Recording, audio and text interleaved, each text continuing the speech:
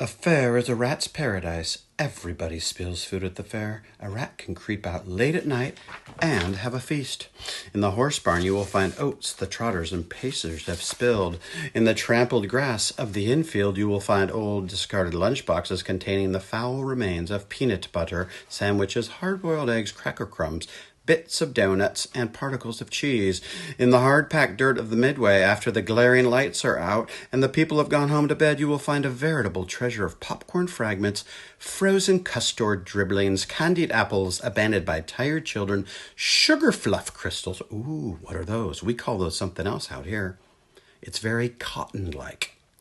Salted almonds, popsicles, partially gnawed ice cream cones, and the wooden sticks of lollipops. Everywhere is loot for a rat, and tents and booths and haylofts. Why, fair enough has disgusting leftover food to satisfy a whole army of rats. Templeton's eyes were blazing. Is it true? He asked. Is this the appetizing yarn of yours true? I like a high living, but what you say tempts me. It is true, said the old sheep. Go to the fair, Templeton. You will find that the conditions at a fair will surpass your wildest dreams. Buckets with sour mash sticking to them, tin can particles of tuna, greasy paper bags filled with rotten. That's enough, cried Templeton. Don't tempt me any more. I'm going. Good, said Charlotte, winking at the old sheep. Now then, there's no time to be lost. Wilbur will soon be put in the crate. Templeton and I must get in the crate right now and hide ourselves. The rat didn't waste a minute. He scampered over to the crate, crawled between the slats, and pulled the straw up over him so he was hidden from sight. All right, said Charlotte. I'm next. She sailed into the air, let out a drag line, and dropped gently to the ground. Then she climbed the side of the crate and hid herself inside a knothole in the top board. The old sheep nodded. What a cargo, she said. That sign ought to say Zuckerman's famous pig and 2 stowaways. Look out, the people are coming. I mean, shouted the gander. Cheese it. The big truck with Mr. Arable at the wheel backed down slowly toward the barnyard. Lurvy and Mr. Zuckerman walked alongside. Fern and Avery were standing in the body of the truck, hanging onto the sideboards. Listen to me, whispered the old sheep to Wilbur. When they open the crate and try to put you in, struggle. Don't go without a tussle.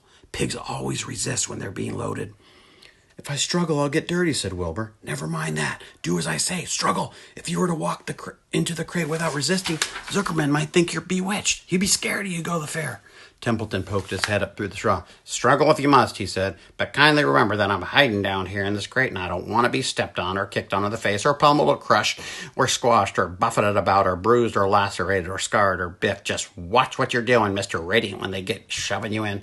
Be quiet, Templeton, said the sheep. Pull in your head. They're coming. Look, Radiant, Wilbur. Lay low, Charlotte. Talk it up, geese. The truck backed slowly into the pig pen and stopped.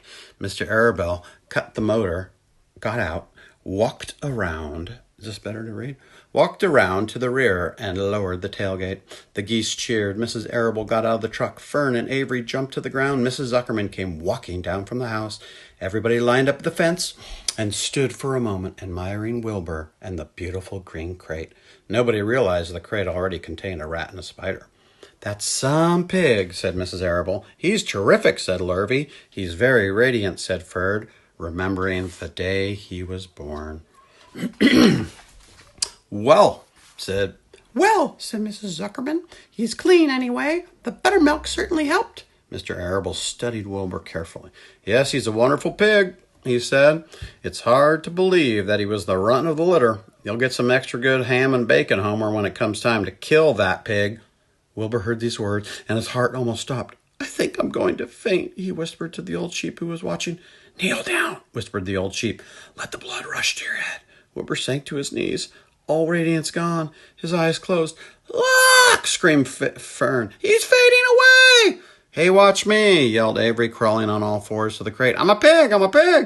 Avery's foot touched Templeton under the straw. What a mess, thought the rat. What a fantastic creature boys are. What did I leave myself in for?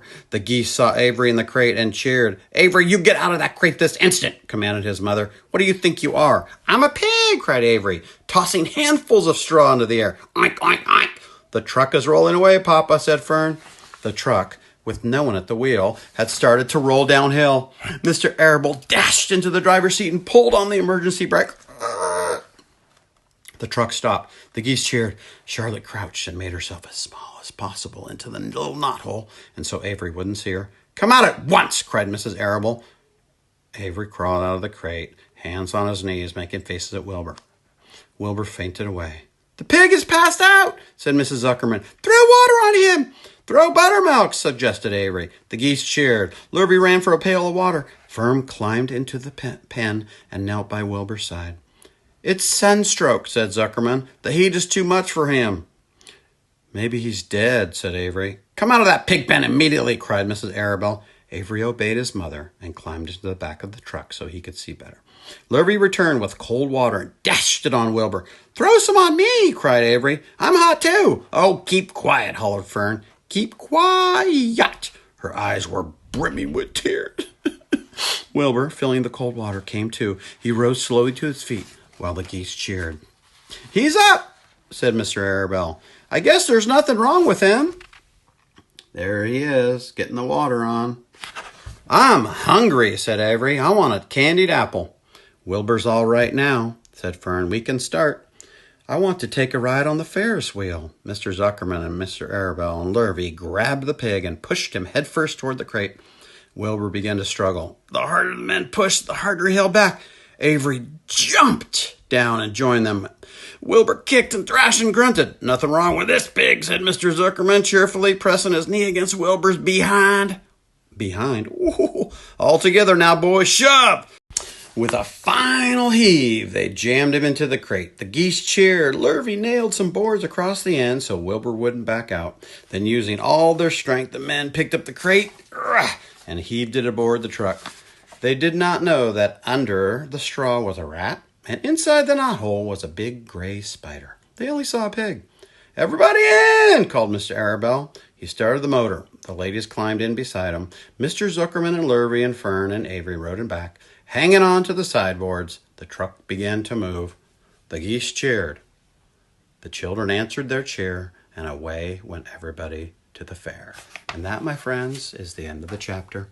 I hope you've all experienced a fair before. If not, what would it look like to you? If you've been to one, what's your favorite ride? What's your favorite food? What does a pig look or smell like when they eat? Hope you discussed this chapter. I really enjoyed it, and thank you so much. Be kind, be patient. We'll get through this.